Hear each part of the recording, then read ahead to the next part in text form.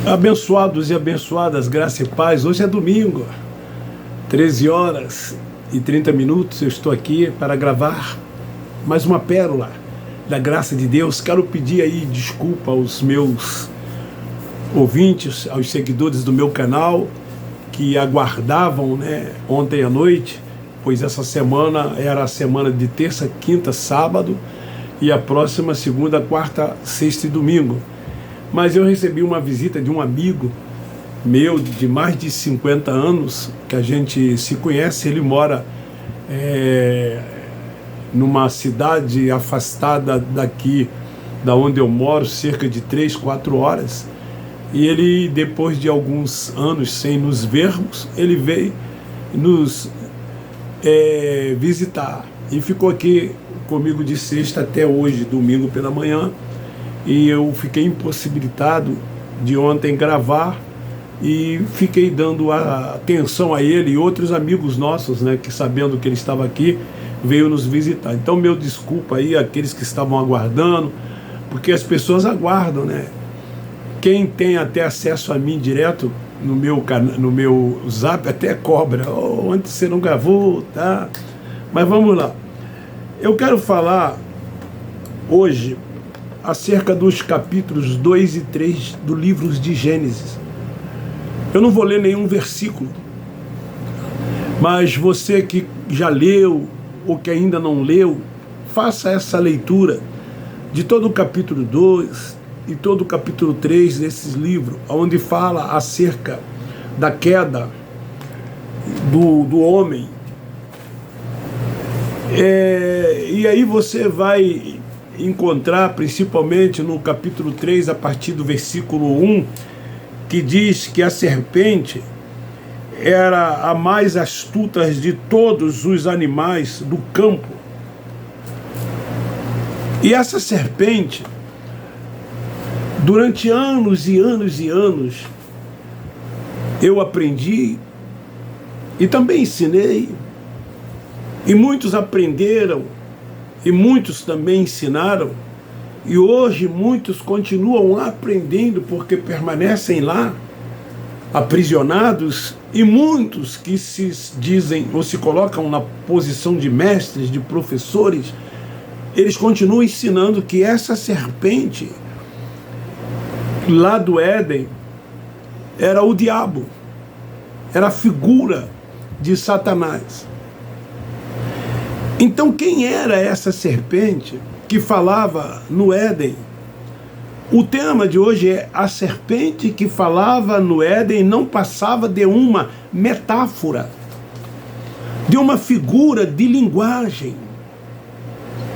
Metáfora é uma figura de linguagem na qual se faz o uso de comparações subjetivas para se referir a algo de forma indireta. Exemplo, a expressão assim: a casa dele era uma prisão. O lar, a residência. Então, quando se diz a casa dele era uma prisão, isso é uma figura de linguagem, isso é uma metáfora. Nós sabemos que a casa dele, na verdade, não é uma prisão. Há uma diferença muito grande da prisão, no seu sentido exato, para essa expressão se referindo à residência, o lar, como uma prisão. Então, quando se diz isso, é uma figura de linguagem, é uma metáfora, se referindo a algo de forma indireta. Aquele homem é um monstro, aquele que praticou uma perversidade, uma maldade. Nós sabemos a figura exata de um monstro. Aquele ser que cometeu aquela maldade, ele não é, na verdade, um monstro, no sentido exato da palavra, mas se usa uma figura de linguagem, uma metáfora, para se referir aos seus atos, às suas ações, aos seus comportamentos. Aquela mulher é uma gata. É muito comum os homens, ao admirar uma mulher bela, bonita, aquela mulher é uma gata. E nós sabemos que gato é um bichano, no seu sentido exato, mas aqui é uma figura de linguagem, porque geralmente os bichanos, gatos, são lindos, são belos, são bonitos. Então é comum o homem, ao se dirigir a uma mulher linda, bonita, chamá-la de gata. Seu coração uma rocha. Pessoas que têm um coração endurecido, que não são sensíveis a nada, são mal-humoradas. Então a pessoa se expressa dessa forma. O seu coração é uma rocha. Mas o coração da pessoa é um coração igual aos outros, até mesmo das pessoas sensíveis. Então é uma comparação implícita entre dois elementos de realidades muito diferentes. Quando eu digo que a Amazônia é o pulmão do mundo, eu estou construindo uma metáfora. A Amazônia é uma floresta. Lá é composto de quê? De rios, de árvores, enfim, da natureza. Mas a gente sabe que o ar, ele faz parte desse contexto. É o verde. Então é comum ouvirmos isso, essa expressão, a Amazônia é o pulmão do mundo, porque ela é a maior floresta verde do mundo. Você está entendendo? Então quando fazemos isso, estamos utilizando a metáfora. Essa figura de linguagem, ela é responsável por transportar o sentido literal de uma palavra ou frase, dando-lhe o quê? Um sentido figurado. E a Bíblia, ela é repleta de figuras de linguagem, de metáforas. Principalmente nos livros dos Salmos, nos Provérbios, em Eclesiastes, no livro de Jó. Esses livros que nós chamamos de livros poéticos. E também no livro do Apocalipse, cheios de metáforas, de figuras de linguagem. Os livros Mateus, Marcos, Lucas e João, que os religiosos chamam de evangelho, que na verdade são livros históricos, porque ali relata ou retrata a vida do Cristo Nazareno nos dias da sua carne, se usa muitas figuras de linguagem. O próprio Cristo Nazareno usou muitas figuras de linguagem, o sentido figurado, para dar ideia daquilo que ele queria dizer. João mesmo, ele se dirigiu ao povo dizendo, eis o Cordeiro de Deus que tira o pecado do mundo. Ele se referia a Jesus de Nazaré. Jesus era um cordeiro? No sentido exato da palavra, não. É uma metáfora, uma figura de linguagem se referindo a ele. Porque dentro da cultura judaica, do entendimento dos judeus, eles que tinham a lei, que viviam debaixo das 613 leis do Torá, eles tinham que oferecer sacrifícios quando transgrediam, quando pecavam.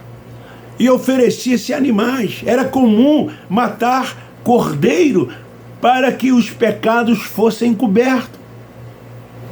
Então, como Jesus veio para buscar e salvar as ovelhas perdidas da casa de Israel, veio para cumprir a lei, ele veio como um cordeiro. Aí João diz, para que os judeus entendessem, ó, esse aí é o cordeiro. Ele vai morrer, ele vai dar sua vida, ele vai derramar o seu sangue. Agora o pecado de todos serão tirados, não mais encoberto. O seu sangue derramado purificará de todo o pecado. Sentido figurado, uma metáfora. Então muitos acreditam, assim como um dia eu também acreditei, que Eva foi enganada por uma serpente falante no Éden. A serpente enganou Eva. Esse é um assunto polêmico em graça para os religiosos. Os religiosos não entendem essa mensagem. Eles vão me criticar como já me criticaram em tantas outras. Vão me chamar de herege, desigrejado, desviado, anticristo, falso profeta. Porque eles querem que essa serpente tenha falado a Eva seja o diabo, seja literalmente uma serpente, uma cobra literalmente, e que essa cobra falava com Eva, se dirigiu a Eva. E aí, por ser uma serpente, um animal irracional, e não falar porque o irracional, ele não pensa, o único ser que pensa e raciocina é o homem, portanto, se ele pensa, ele fala. E agora, quando uma serpente se dirige, segundo o entendimento dos religiosos, a uma mulher, lá no Éden, de nome Eva, só podia ser o quê? Satanás, como um ser espiritual, tal como a religião acredita e ensina. Sabe por que eles não crêem nessa mensagem da graça no tocante a esse assunto? Porque o evangelho da graça, para a maioria, é uma loucura. Paulo disse que o evangelho que ele pregava era uma loucura para aqueles que pereciam. Mas para aqueles que tinham entendimento era o que? O poder de Deus. Então o que eles praticam e creem os cegam de tal forma que não são capazes de crescer em graça e nem em conhecimento. Como o apóstolo Pedro, mesmo sendo judeus, escrevendo aos judeus no capítulo 2, no versículo 18 da sua segunda epístola, ele diz: crescei em graça e no conhecimento de Deus. Mas como crescer em graça e no conhecimento de Deus se as pessoas vivem debaixo dos preceitos dos homens? Se as pessoas vivem sendo guiadas por homens, debaixo de rudimentos, debaixo de achismo dos homens, debaixo de profetadas, de revelações da carne. Como viver em graça assim? Sendo alimentado com leite, vivendo em práticas de obras, praticando tudo que eles praticam dentro dessas sinagogas. Como se pode crescer em graça e no conhecimento dessa forma? Quando Pedro se refere a crescer em graça, é ter o entendimento. Só cresce em graça e no conhecimento de Deus quem tem o entendimento, a mente ativada, quem é guiado e dirigido pelo Espírito Santo de Deus. E tem muitos filhos, nossos irmãos que lá estão, que não são guiados e nem tão pouco dirigidos pelo Espírito Santo de Deus. Então não podem crescer em graça e no conhecimento, tal como Pedro disse. Então nós que temos o entendimento, nós almejamos cada vez mais crescer em conhecer. Paulo, naqueles dias, diz a Cristo. Crescei em conhecer a Cristo. Então a graça nos revela que antes dos personagens lá existentes, já havia o quê? No Éden, a árvore do conhecimento do bem e do mal. Como está escrito em Gênesis capítulo 2, versículo 9. Então tanto um quanto o outro já estavam lá, como diz lá no versículo 17 do capítulo 2 de Gênesis. Depois você lê. É Deus que queria que o homem conhecesse o bem e o mal. Era Deus que queria. Porque tudo era a vontade de Deus. Você acha Deus único, soberano, ele ia colocar tal situação para Eva e Adão, para que eles não conhecessem a árvore do bem e do mal, quando ele disse: se comeres, conhecereis. Então não coma. Não, era o próprio Deus que queria que eles comessem. Era o próprio Deus que queria que eles conhecessem a ciência do bem e do mal. Porque tudo é a vontade de Deus. Não foi vontade de Eva, não foi vontade de Adão. como a religião fala. Deus permite. Você tem livre-arbítrio.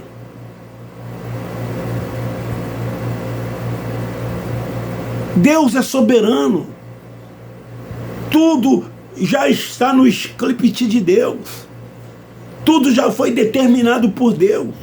Tudo que acontece conosco é a vontade de Deus. Por isso que Ele é Deus, por isso que Ele é único, por isso que Ele é soberano.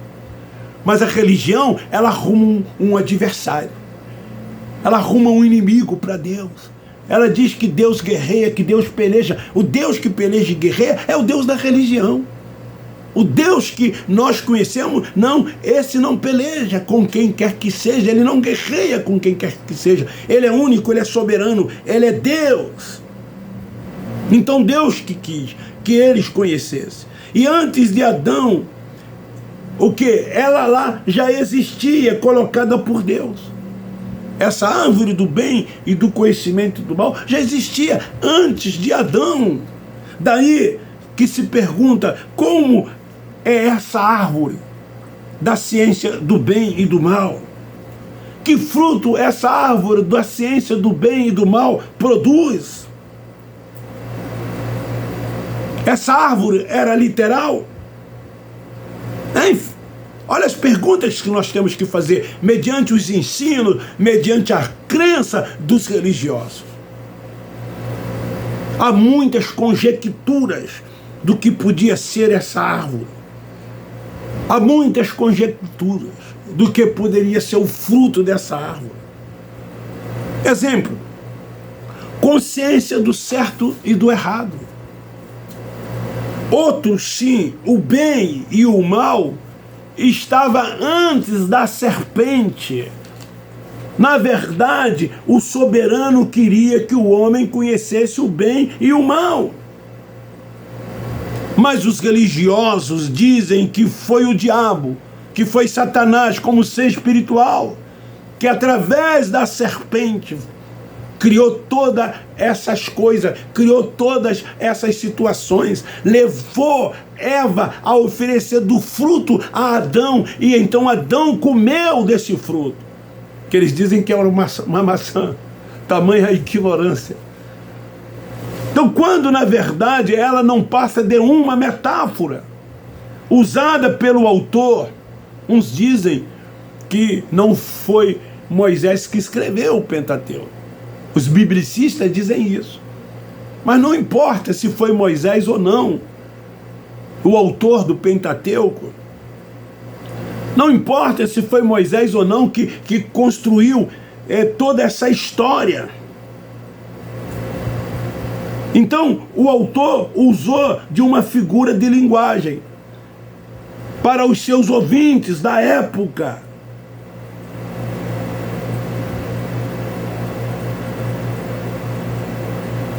Em 2 Coríntios, capítulo 11, versículo 3, não vou ler, depois você lê.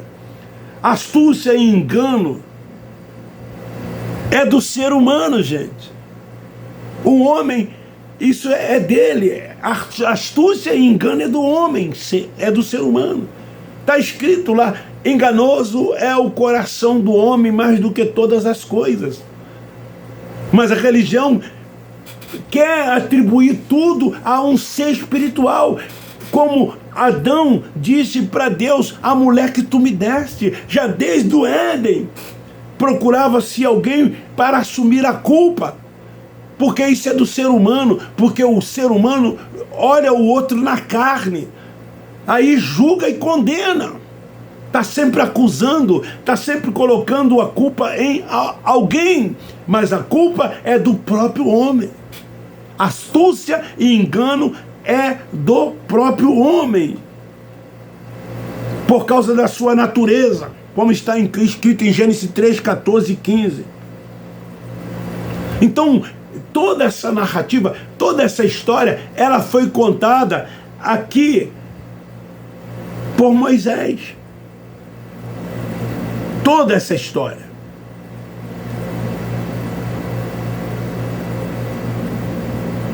O autor, então a profecia de Gênesis 3, 14 e 15 se referem a quem? A Cristo. Essa profecia se refere a quem? A Judas também, que era o traidor. A Judas, que futuramente se tornaria o que? Uma serpente. Jesus, quando se reuniu com os 12, disse: um dentre vós há de me trair, e esse é o diabo. E ele se referia a quem? A Judas, que o vendeu por 30 moedas de prata. A serpente, olha aí, Judas.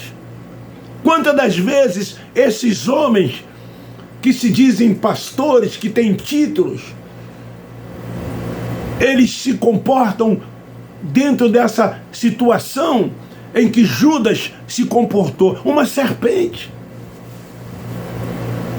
Uma figura de linguagem que a gente se usa, como eu expliquei no início, o que significa figura de linguagem, o que significa metáfora. Então se usa para se referir a alguém, a uma situação. Então Judas era o traidor, era a serpente, o ardiloso, o enganador. Era quem dentro dessa situação aqui do Éden? Adão. Adão era o enganador. Adão era o ardiloso. Era o astuto que Deus disse para ele: não come, e despertou nele a curiosidade. E com a astúcia dele, ele acusou a mulher. Ele colocou a culpa na mulher. Gênesis capítulo 4, versículo 1. A mulher que tu me deste. Em 1 João capítulo 2, depois você lê versículo 11 e 12. Descendentes do mal. Eva era justa. Abel também. Deus, ele fez um para honra e fez outro para desonra. É Deus. É ele quem, usando a figura de linguagem do barro, ele é o oleiro. E ele pega o barro e ele faz um para honra e outro para desonra. Como está escrito em Romanos capítulo 9, versículo 21. Ele é o oleiro. Ele é o oleiro, né? Oleiro. Então Adão, na sua natureza, ele era uma serpente. E quantos, em sua natureza hoje, é uma serpente? Na figura de Judas, na figura de Adão, o astuto, o ardiloso, na figura de Judas, o traidor, o enganador.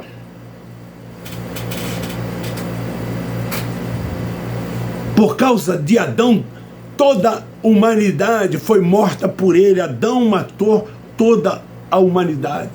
Depois você lê João, capítulo 8, versículo 44. João 8, 44. Foi o pai da mentira. Adão, pai da mentira. Mas a religião diz que o pai da mentira é o diabo. Porque eles interpretam tudo de forma literal. Porque essa expressão existe lá no Novo Testamento. E o diabo, o pai da mentira. O diabo é a carne. O diabo era a lei que acusava.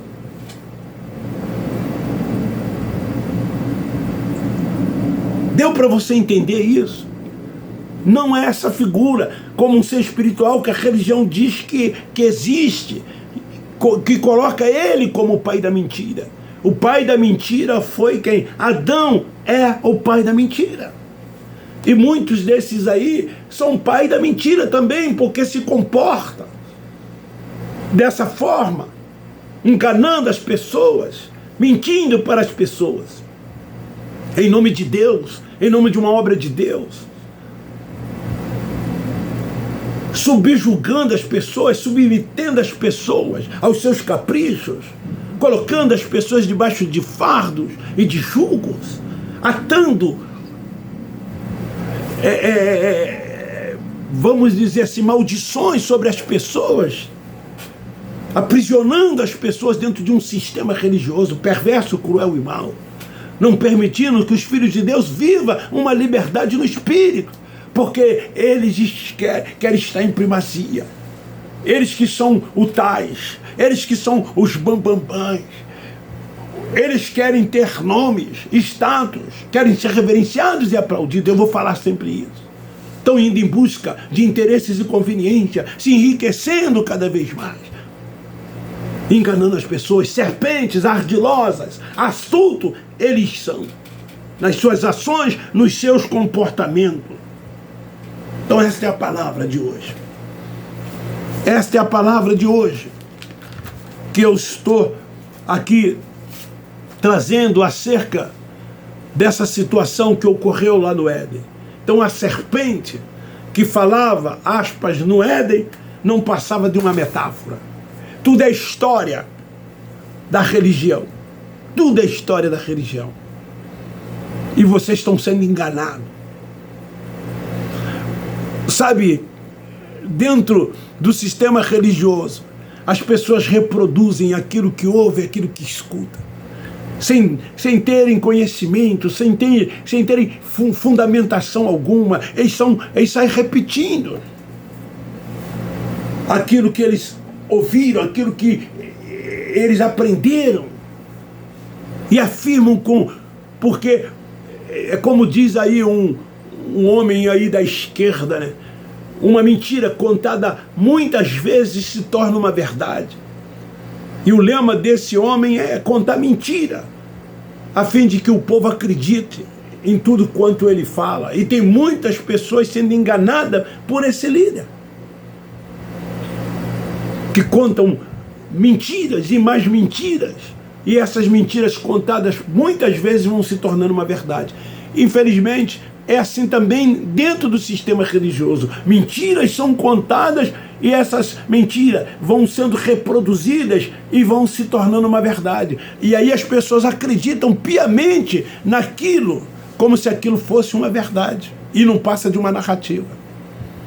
Por isso que nós, a graça de Deus, somos anticristo, somos falsos profetas.